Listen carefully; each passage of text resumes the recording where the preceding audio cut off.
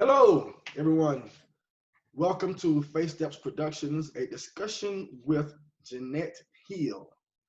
Jeanette Hill is a playwright that I met at the Atlanta Black Theater Festival. And I met her when I was doing my one-man show directed by Woody King, Sugar Ray. And we became friends then, and we always stayed in contact. Last year, I went back to the Atlanta Black Theater Festival, and I got an opportunity to participate in one of Jeanette's readings called Five Women of Color. And it's a very, very, very powerful reading. And we will be doing that reading soon. It'll be a collaboration with Face Steps Productions and her production company out of Texas, which is JW Productions.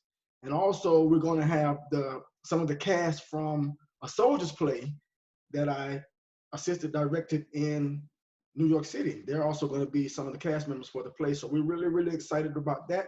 We're really, really excited to have Jeanette Hill on with us tonight. So I'm going to pass it over to Jeanette because tonight is all about her. Talk to us, Jeanette. Okay, first of all, Reggie didn't tell me tonight was all about me. I thought we were talking about something else, because I probably would not have shown up like this. But I'm grateful because Reggie knows he's my boy. He's my boy. He's always been in my corner and he's always been supportive. And I have to appreciate that because in this industry, that's not always the case. So when you find people that are supportive, you cling. And so they changed my name a few years ago from Jeanette Hill Creative Artist to Jeanette Hill Creative Activist, because my plays are thematic and they have a lot to do with social justice and a lot of injustices that are happening in our community and a lot of things that we deal with that we culturally don't want to discuss. So when people ask me what I do, I tell stories about life the way Black people live it. Right. So I tell our stories with our voice. We have a lot of people that want to put a little milk in the pot and kind of get a little turn. I'm sometimes asked, do you have to write so Black? Do you have to? Yes, I do, because our stories are for us. The same way that Tyler Perry does his stories for his Black audience, I do my work for my audience. I'm happy when other people come on board. I have no problem with that. But my primary focus is I'm trying to get the word out to my people. So right. that's what I do. So I get to be a producing, playwright, creative artist, creative activist. Some people call me a troublemaker and several other things, but we can't say that because he's recording. How long have you been doing this? How long have you been a playwright, producer, activist? Okay, I have been a playwright for as long. I was a playwright before I knew that I was writing plays. In school, I was writing what I thought were stories. And one of my teachers saw me, I think in high school, he saw me write. He said, every time I see you in study hall, wherever you at, I had a yellow legal pad. Your head's down, let me see what you're doing. I said, I didn't do it in class. I know, but I need to see what's so intense. And so I gave it to him, and he said, come get it after school. So I came back and he said, who did you copy this from? Wow. And I'm sorry? He said, who did you copy this from? I said, you just said you saw me writing, so I didn't copy it from anybody. He said, you're going to tell me you? I said, yeah, I wrote that. And he walked around when he came back. He said, I tell you what I'm going to do. If you can find the kids to participate in this play, because I didn't know it was a play up to that point, to do this play, he said, I'll stay after school and I'll let you rehearse here, and then I'll let you put on a performance in the room where you can invite other students after school to come and see the play. Oh, wow. Wow, that's awesome. That's awesome. Yeah. I didn't go through that specifically, but when I was in high school, I got an opportunity to do a Raisin in the Sun, and I played Walter Lee. And before that, I was going, my mind and my family, everyone knew that I was either going to college for math or engineering. And my English teacher brought out that character in me, and I changed my major. And then even when I went to grad school at the University of Florida, they allowed me to produce my play Scramble Eggs, which dealt with domestic violence. And we really, we got a nice story for you. Jeanette has a story for you when dealing with domestic violence. So I was able to produce my play at the University of Florida, and that was something that wasn't hardly ever done, because as a student, we had to, every year you're required to perform in a play. But this one semester, they allowed me to direct my play instead of being a performance. Yeah, so that was beautiful. So let's talk about your plays. How many you got? I know that nobody wants to hear this, but I have somewhere in excess of 125. Woo! 125 plays. I found plays last month. I was looking for something else that I'd written a while ago, and I went looking through old files and things, and I found another probably 15. In fact, one of them I had to stop and read because I kept thinking, who sent me their play? And I started reading, and I was on the 3rd page before I realized that it was me, because I'm looking at, because sometimes I put notes in my writing, and I saw the note. I said, oh, okay. I don't remember, but that's me. But yeah, your plays are the time limit. You will say your plays range from what time limit to what time limit? In terms of the production? The production. I have some that are 10 minutes, and I try hard to stay right around 90 minutes. I really try hard. Sometimes I can't. Don't Call Me Brother gets to almost 2. Right One, Right Reason, it was like 150. It goes. I don't know why, Rich. I'm trying to write tight. I'm trying. I don't know what happens. I try. I said I try to change the pace. I don't know. But all right. So let's dig into your plays. Let's dig into your plays. I know a couple of them. I was driving from Tallahassee a couple of days ago, and I got a chance to listen to the play. What is it called again? Right to Reason. Right One, Right Reason. Right One, the Right Reason. And that play had me sitting on my steering wheel like this. I mean, I was trying to catch every word. I was trying to catch every beat. And that was a remarkable play. I just want to give you kudos for that play. Also, as I said earlier, I did 5 Women of Color in Atlanta, and the way that happened, I just fell into that play with my good friend Kim Webb, and that was remarkable. And before I let you speak, because I got a lot to say about you, and I know this is all your time, but you had the opportunity to go to New York and do one of your plays with Woody King, right? Yeah, he selected Clean Sheets, which everyone thinks we produced this play because we've done so many readings and it's so intense. We haven't produced it yet. It's still being done as a staged reading, but he loved it so much because we won in Atlanta we had the first perfect score in the festival's history for the Clean Sheets. And so, I said, people were saying, we need to change this, need to change that. And so, Woody King is my go-to guy. Yeah. When I'm doing something, before I change anything that somebody else tells me, I run it past Woody first. So okay, well, I need to change this. Is this okay? Let me know. And so he read that, and he loved that play. He loved it. So can you tell us anything about it, or you want to keep it on the wraps until it's produced? I was just so excited. I was the only one woman in 2019 that was in the Ntozake Shane Gay reading series in New York City. Hey, now that's my girl, right? Now Ntozake Shane Gay is my girl. I got millions and millions of pictures with us together, and I was also, when she came to New York, I was her driver. Oh. Yeah, with Renee. Every now and again, I channeled her.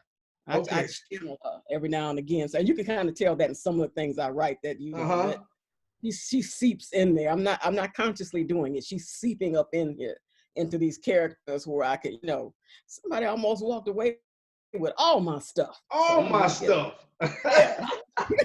Hey, for those of you who don't know, that's for color girls who have considered suicide when the rainbow is enough. And Ntozake Shane Gay, I love her. May she rest in peace. I was amazed. I said, when he said that, he said, well, it's just a reading, Jeanette. You don't have to come to New York if you don't want to. I said, Woody, you're doing it's in New York City. I dare somebody to try to stop me from coming inside New York City. We're getting ready to get ghetto. I'll snatch some weeds for days. I dare them to try to stop me from getting to New York City. And it was an amazing experience. I met so many people, and they were just so encouraging. And it was family. And I know they said, you belong here. Because I kept thinking I was like a fish out of water. So no, you belong here. That's good And stuff. that did so much for my heart. Especially when you get that blessing from Woody King Jr. I'm serious. He walked up. I met George Faison. I met so many people. He took me to meet so many people. George And Faison, I another wow. pioneer. Yeah. You know, after I couldn't talk anymore. I was almost like James Baldwin's sister. And I was like, I was okay, close your mouth. I had to do this. Oh my God. And he's such a giving man. People don't know that. They think that he's kind of, but I don't think there is anybody any more giving than Woody King. I honestly And don't. for those of you who don't know who Woody King Jr. is, Shame on you. shame on you first. But And then he's the Google. most prolific Black thespian theater person in history. The most prolific. You need to do your research. I remember back in early years when I was at a National Black Theater Festival, and I saw Woody King, and everybody was surrounding Woody King, and he was taking a lot of pictures, and I got a picture even though I didn't really know who he was. I believe this was back in the late 90s. And I went to someone and I said, who is this guy? And that person told me, once you work with Woody King, then you would have made it. And you, just so you know, Woody King was my director for Sugar Ray. Also, Woody King took me to Detroit to perform Home for the Project One Voice stage reading. I mean, it was Woody King. Google Woody King. After you Google Woody King Jr., make sure you do whatever it takes to get next to him. But don't go over there with your hand out. Don't go over there with your hand out. You got to have something. Bring something to the table. You have to bring something to the table. Yes. And so I said, you know, and I love that about him. And so, you know, we would go back and forth, especially with Clean Sheets. And so I was like, well, because Clean Sheets, well, let's talk about that now. Let's just get that out of the way. Let's do it. All right. Clean Sheets is probably the most intense work that I've done. It's a combination work of the Me Too movement and domestic violence. Okay. And it's just we can just a moment. I said and we can kind of I can't even think of what to compare it to. But I know when we did it originally, because I did it with it took me something like 12 years to finish that play. And if you know anything about me, you know I'm prolific. You can give me something to write now and I'll have something for you in the morning. I know the feeling. I'm still working on Scramble Eggs. I'm 14 years in. But I could never, you know, it would just tear me up emotionally. And I'd get so far and I'd stop. And I finally said, you know what, let's just forget it. And year before last, I guess it was God or so, just said, we're going to do this now. And I did it, and I let somebody, when we did it in Atlanta, there were women that ran out. We had like 8 or 10 women run out of the theater during the performance. Yeah. And I was like, man, they didn't like it. And my friend Ursula, who was out, she said, no, they were crying. Said it was a trigger. They couldn't take it. And so I was like, wow. And then after people were still crying, people were walking around following me. Okay, we need to get this up. We need to get this up. Same thing. We did it we did that in New York. We did it at the National. Okay. At the National, there were so many, normally, you know, he said, can you give us comments? Can you give us comments? And you may get 4 or 5 comments after the play.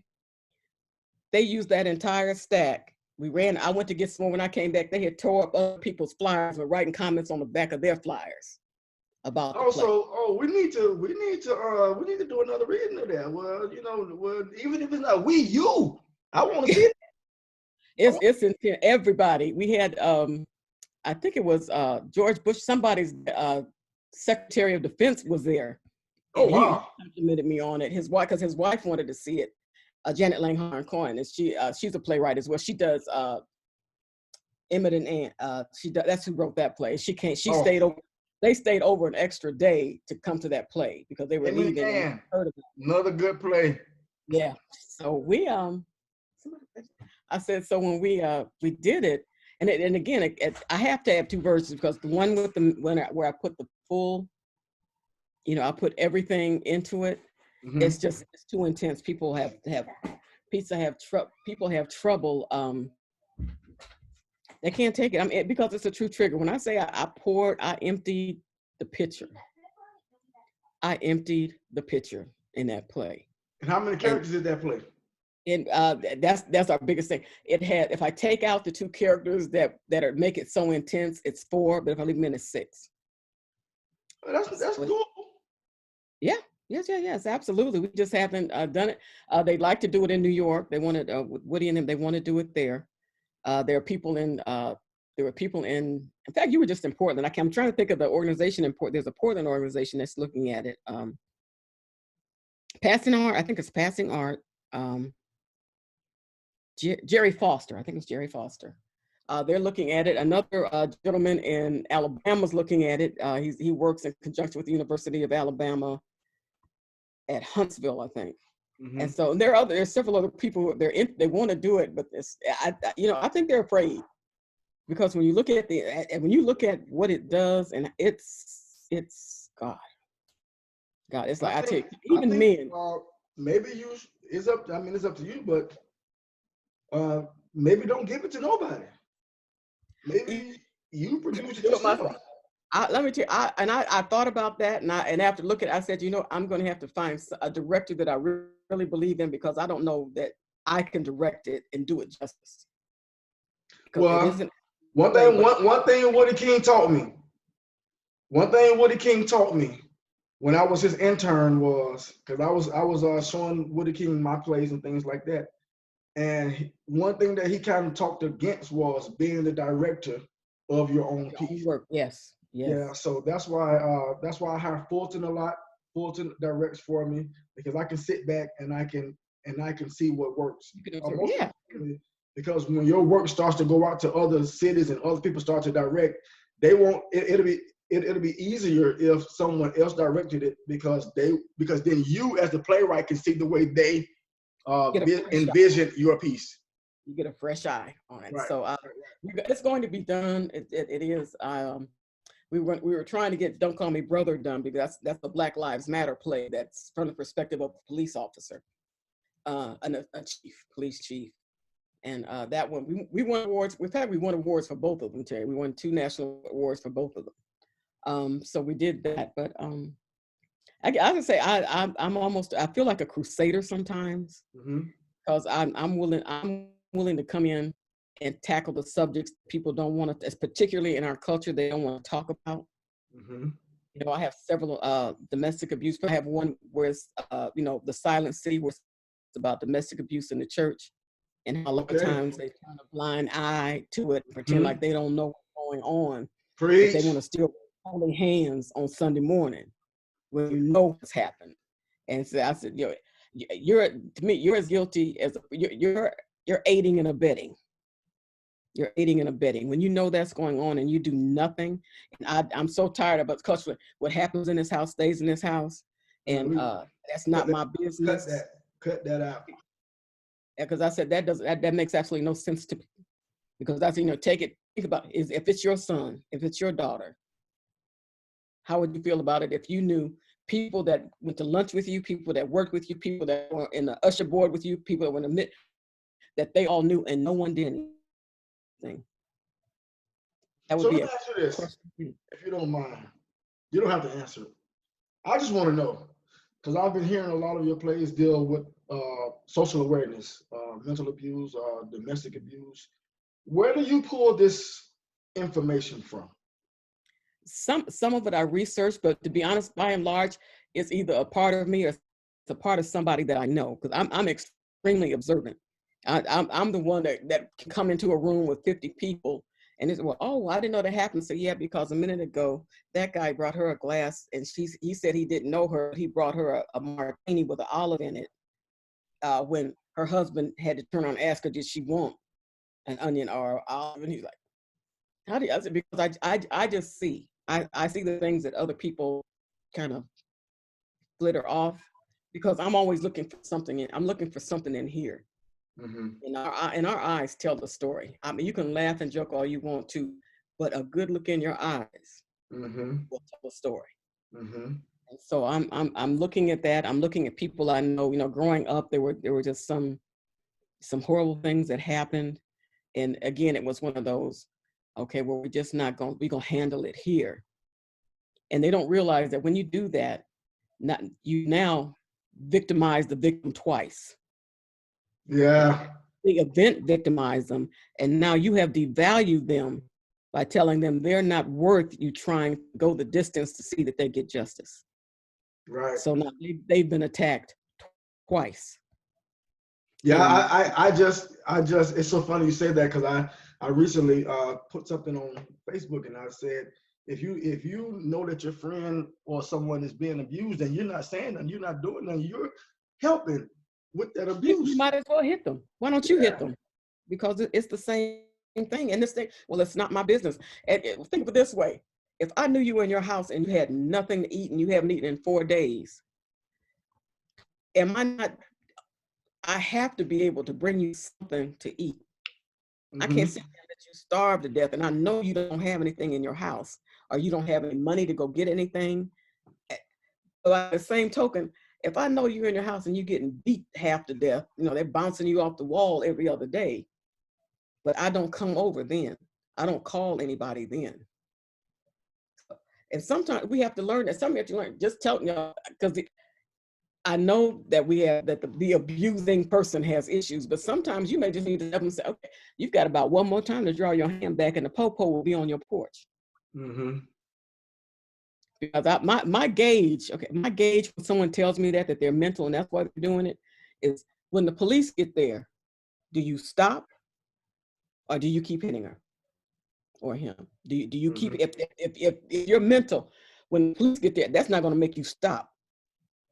So when you know they're coming, if you stop or if you leave, then that's not what we're talking about. You may have issues, but that's not it right there. You have some issues that need to be dealt with, but that's not it right there. You're fully aware of what you're doing, and you don't want to pay the consequences. You're saying some beautiful things, and I mean, I'm almost taken aback to when I did your reading 5 women of color, and he pretty much dealt with 5 different relationships. And I'm not going to tell the story. I want you to tell the story.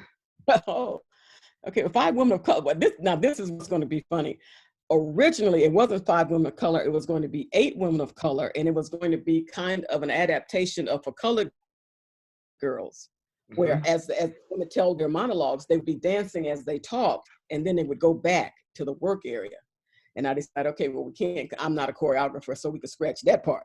And then I said, well, 8 is probably a little too many because the stage that I used probably wasn't that big.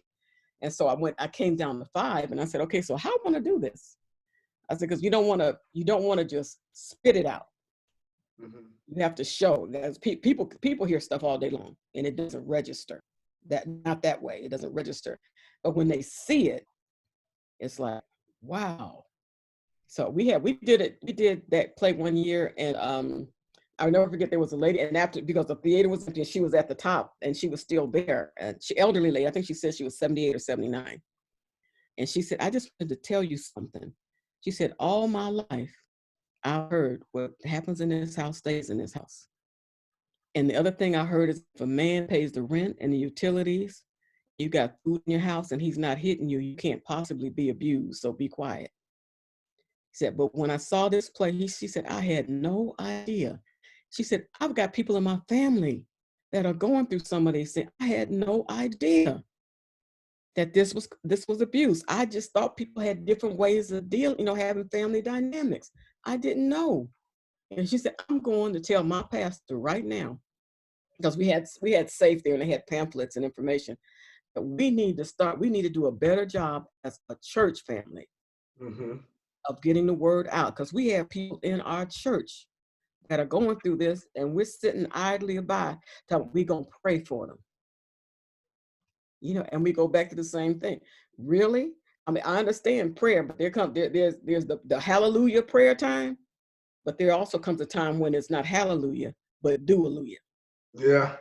Say that again. Say that again. the hallelujah to the do-hallelujah, where you need to move into action. Because if you tell me that's what you think is going to happen, I'm going to tell you, you don't need to go to work anymore. Just get up in the morning and pray, and God's going to make sure that your house knows paid, there's food in the refrigerator, and your car runs, if that's what prayer does. Let's you just stay home and you just pray. Speak it. Speak it. So if you think prayer is going to stop that from happening over there, stop these children from being molested, stop people from abusing the elderly, there's something seriously wrong. No, it's not even seriously wrong with you. It's that you've decided to put a stopper on your brain. Mm-hmm. So that you don't have to deal, sometimes we just like to deal with things on the surface.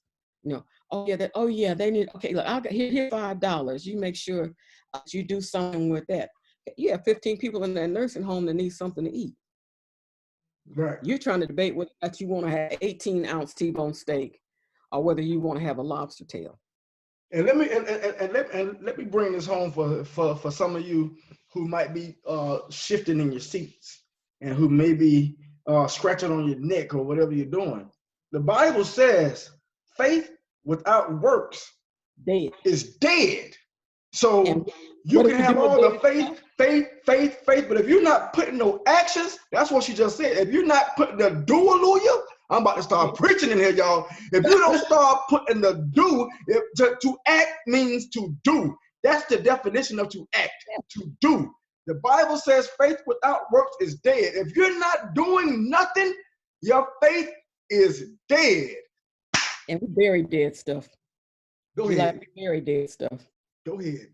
So, and that's what we have to do. So that's what my writing does. And we bring these things to the surface where you have to talk about it.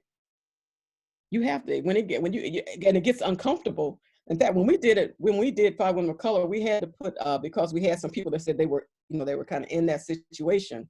But so, she's there with her husband. So what we had to do is we had to go put the pamphlets in the ladies' restroom. We put some in the men's restroom. So when you go to the bathroom, you can fold that up and stick in your purse and come out like, you didn't stop by there, because that's dangerous. You didn't stop by there and talk to those people. You just came out and you went to the bathroom. And we had the pamphlets just sitting right there on the sink. Just grab one, roll it up, stick it in your purse or in your bra, wherever you need to put it, and come on out of there like, you ready? I love it. Now let's talk about, if we can, a little bit. Let's talk about the story, more of the story of Five Women of Color. I know I played, I forgot my character's name, but it was Brian. I think you were Brian. It was, my character was he was smooth at first, and then he gradually became that. Yeah. And I remember when broke kind of person. He gave me that part, the part at the end, the last thing I said, I remember I can hear the needles and pins drop, because everybody just froze. And it's so important, because a lot of times we get into these relationships, whether male or female, and everything looks so Prince Charming at the beginning. It looks so Prince Charming. And then we don't stay in a relationship long enough to find the person, because we get swept up in the ever after Cinderella aspect. Oh, he found my sister. Oh, I get to live in the palace. Oh, this. And you don't know. The lady told me years ago, said, I was dating somebody, and she's like, you need to watch him. And I'm thinking, oh, but he's so nice. He takes me out to these restaurants. We go to games, we go to bowls. She said, but why? He said, I said, yeah, but we've been together like 6 months now. She said, I can stay with a tiger for a year as long as he don't bite me. Oh. I said, I didn't catch it at first. I was a little slow. I didn't catch it at first. But baby, when I tell you, when the revelation came, it was like, holy Jesus. Is this even the same person? Mm-hmm. Now I'm doing this in the face. Like, are you the same?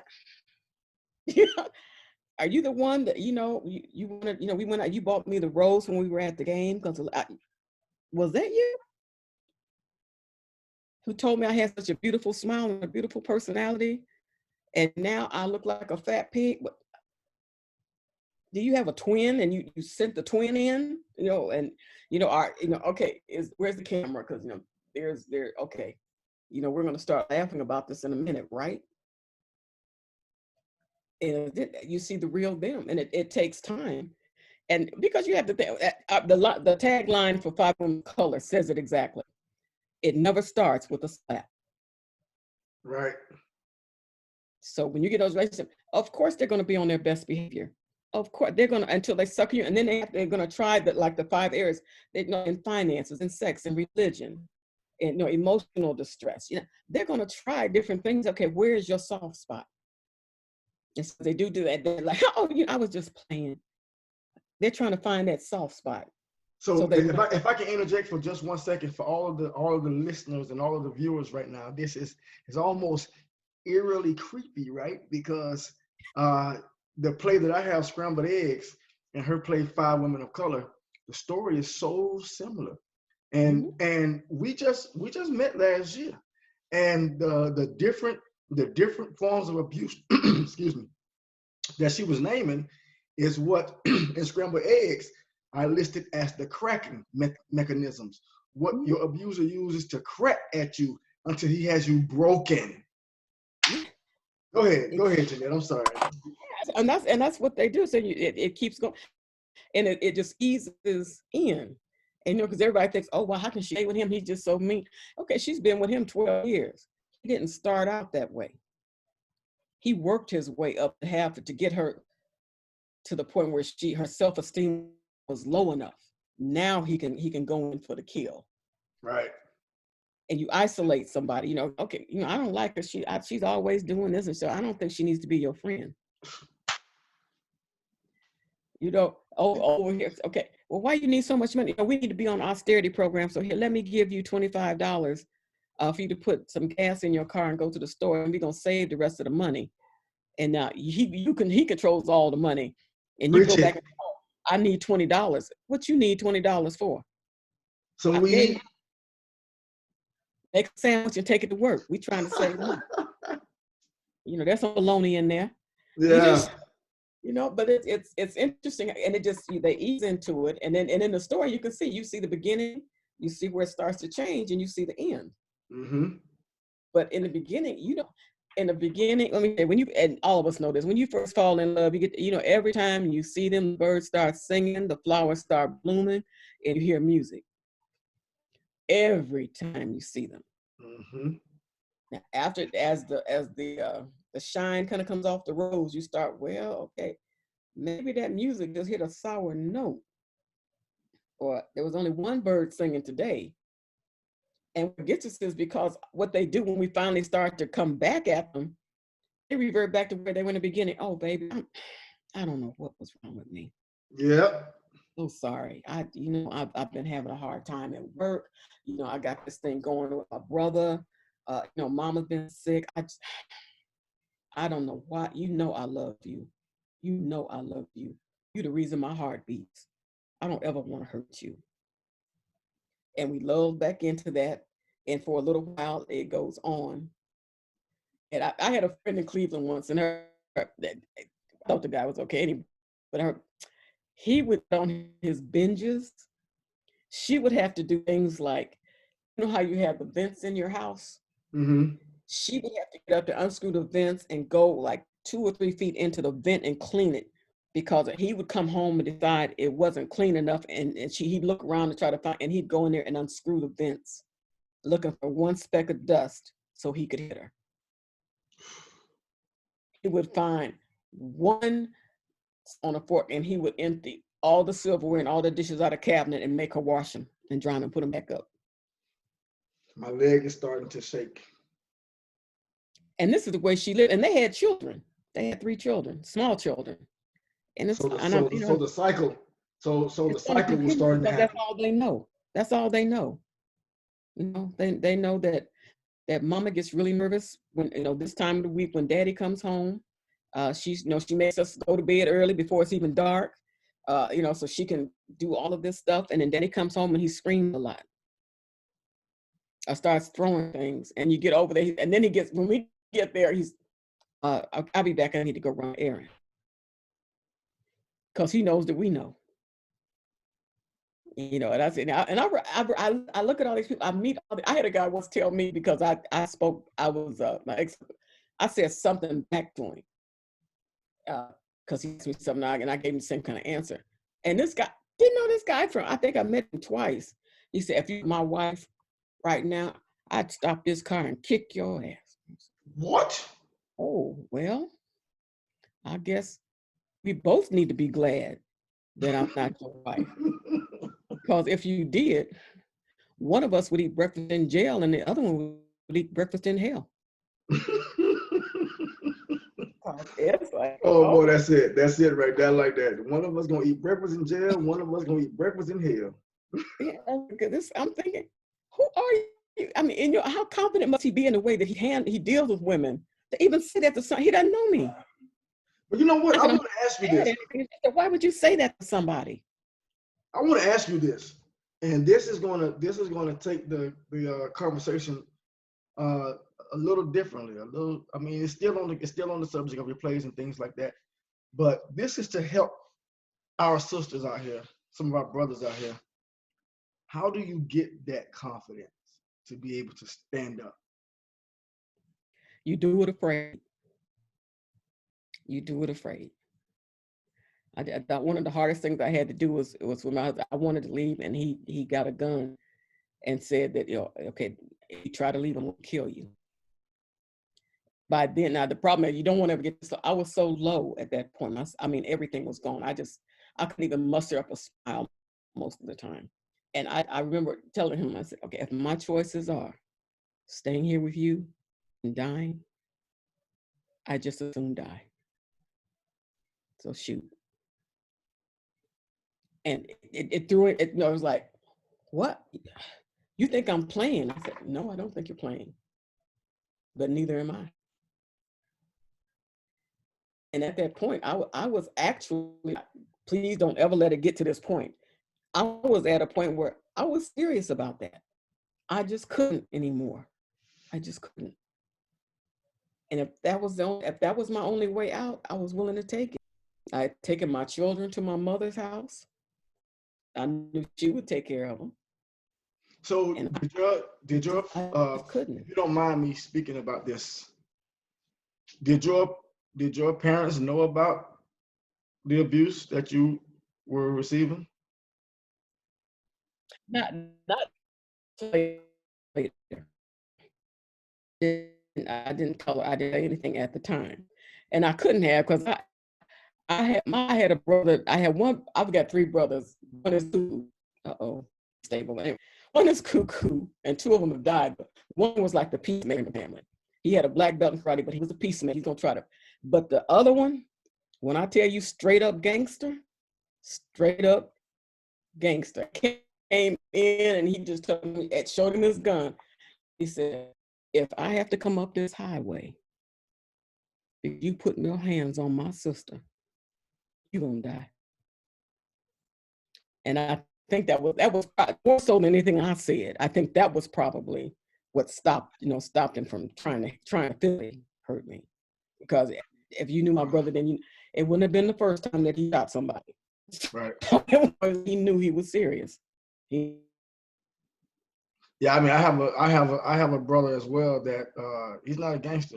He's actually a preacher, but he is known to defend his family members. I mean, growing up, he would fight. I remember one time I was in a church league basketball game and I got fouled and I jumped up and I went to push the guy who fouled me, and before anything else could happen, my brother was over my shoulder swinging. I remember growing up, my brother was always that guy, and it is great. It is great at sometimes to have, that kind of support, someone who would do that for you. But I mean, it's a different kind of advocacy, but it's advocacy. Right, They can stop a lot of things from happening, if they know. And that's the other thing. If the person knows that you're not alone, they haven't totally isolated you. If they know there's some people that are coming to your defense. I remember once my girlfriend, when she finally got tired of it and she decided she was going to leave, there were four of us. And because he was a boxer, so he knew, he was like tapping, he was beating. And so we went to get the clothes. We said, okay, we're not gonna let you go over there by yourself. We had baseball bat, we had a long stick that had a nail in it. Somebody else had a brick.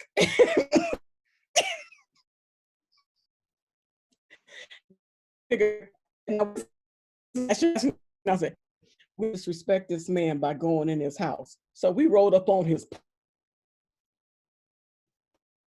stayed on this side of the door so we could see. It was like, she says, if he just pulls back, we're gonna bum rush him. Right. And we were ready. We were ready. So But for, you know, for all of sometimes it comes to you don't ever want to fight violence with violence, but sometimes you have to defend yourself. Sometimes. So for our Yeah. viewers and our listeners, it's very important if you're listening to the things that Jeanette is saying, support is important. A lot of abusers want to isolate their victims. In Scrambled Egg, it was very evident. We say you isolate the egg in a bowl, and once the egg is in a bowl, they can't get out.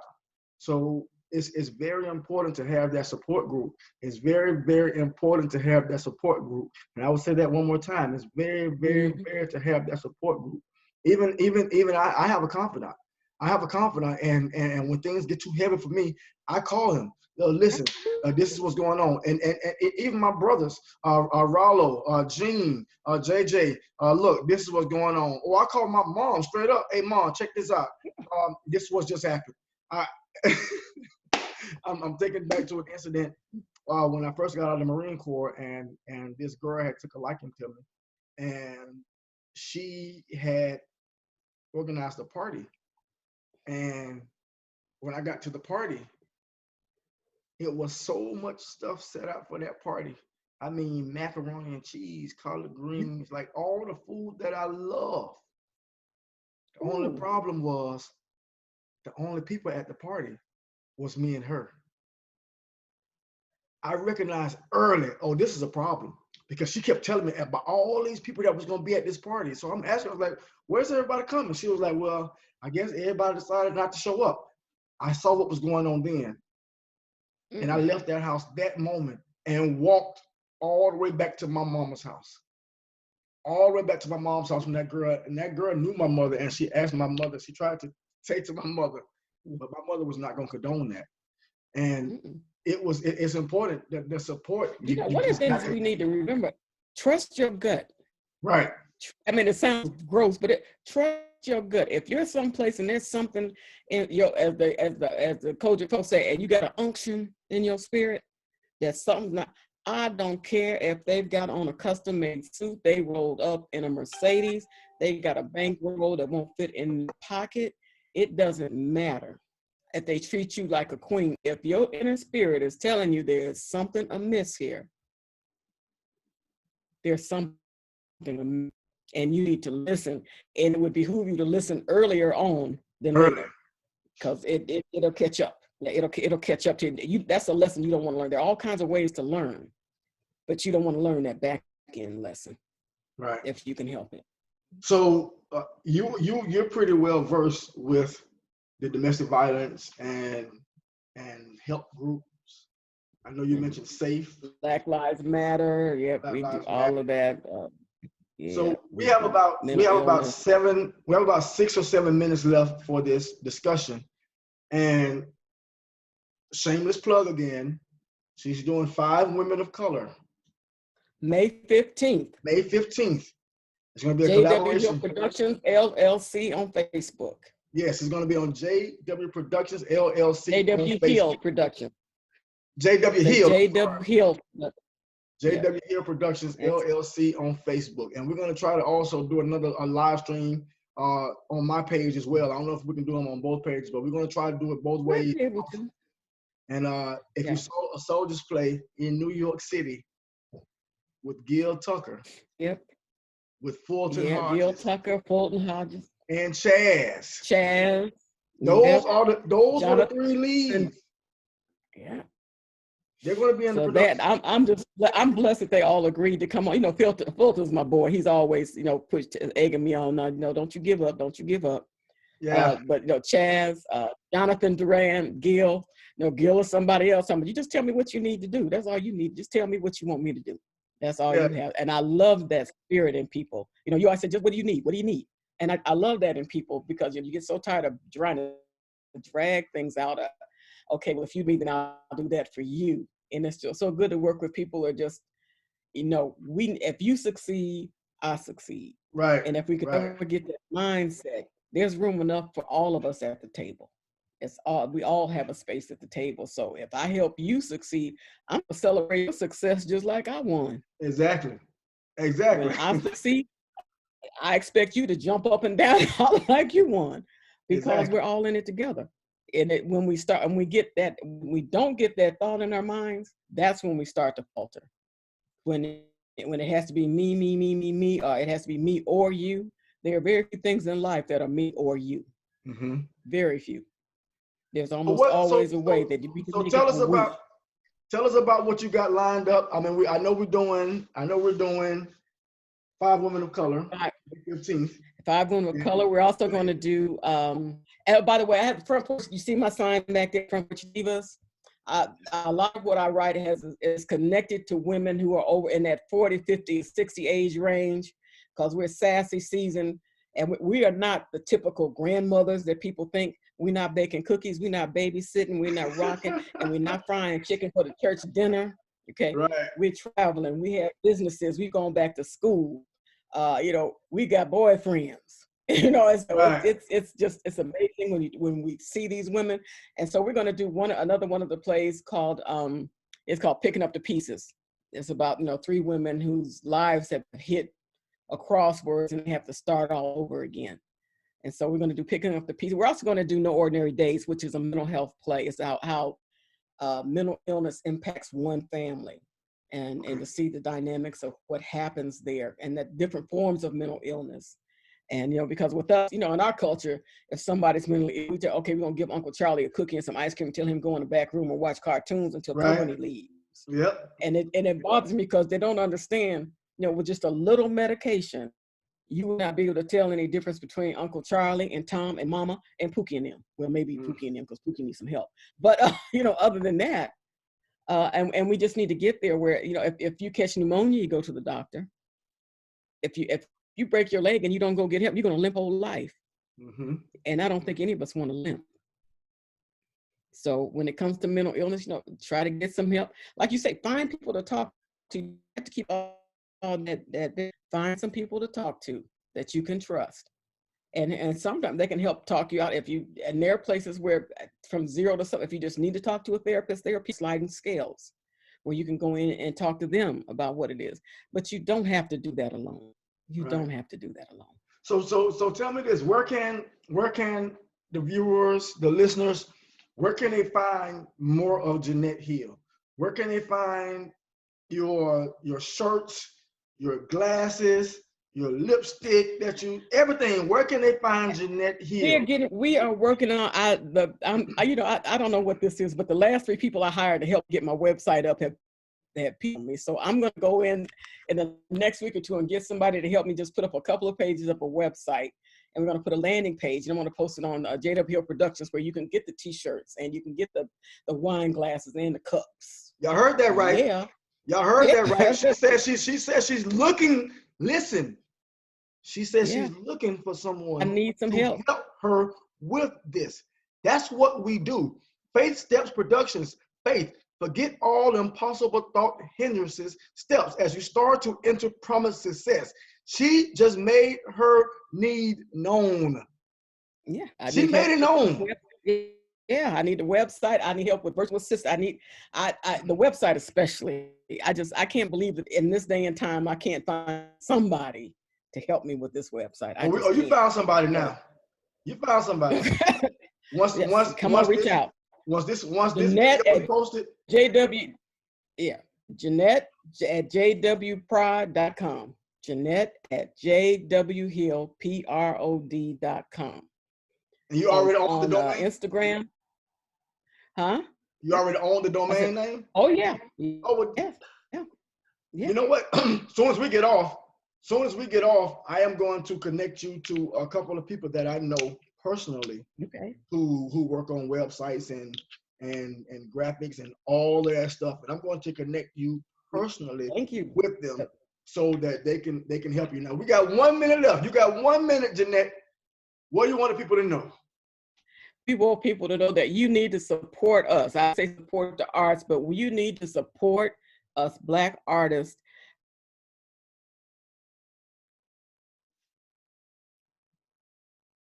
Right now, a lot of what we're doing, the can't with Fuckin Color, volunteer.